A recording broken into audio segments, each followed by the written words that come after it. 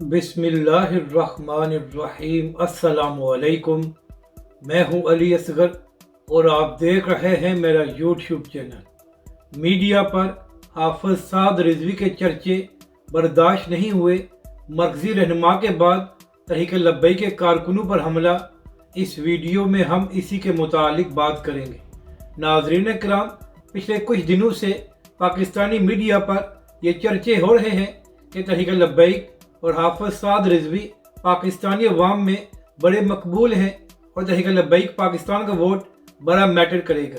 इसी तरह नाज़रीन कराम, पहले ये बात जियो न्यूज़ के प्रोग्राम में हुई और कल तहरीक लब्बैक के सरबरा हाफिज साद रिजवी ने 92 न्यूज़ पर एक अहम इंटरव्यू दिया। तो नाज़रीन कराम, लगता यह है कि तहरीक लब्बैक के मुखालफिन को ये बात हजम नहीं हो रही कि तहरीक लब्बैक पाकिस्तानी अवाम में इतनी मकबूल क्यों है और पाकिस्तानी मीडिया पर तहरीक लब्बैक पाकिस्तान और हाफिज साद रिजवी के चर्चे क्यों हो रहे हैं।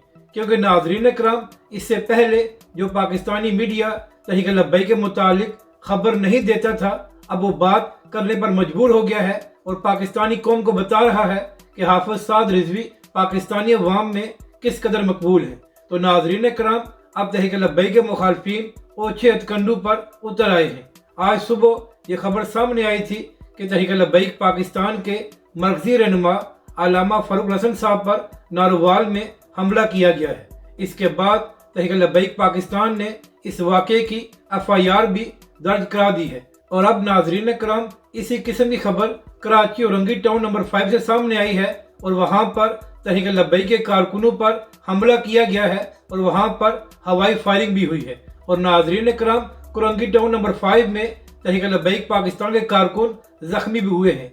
तो यहाँ पर सवाल ये है कि क्या हुकूमतें और इदारे हाथ पर हाथ रखकर बैठे हुए हैं कि पहले पंजाब के शहर में तहरीक लब्बैक पाकिस्तान के मरकजी रहनुमा पर हमला किया गया और अब कराची में भी तहरीक लब्बैक पाकिस्तान के कारकुनों पर हमला करके जख्मी किया गया है। तो नाज़रीन कराम, तहरीक लब्बैक पाकिस्तान के मुखालफिन इस कदर बुखलाहट का शिकार हैं कि अब तहरीक लब्बैक के कारकुनों और रहनुमाओं पर हमले कर रहे हैं। तो नाज़रीन कराम, ये इस बात का सबूत है कि तहरीक लब्बैक पाकिस्तान और हाफिज साद रिजवी पाकिस्तानी अवाम में मकबूल हैं और मुखालफिन को ये बात हजम नहीं हो रही।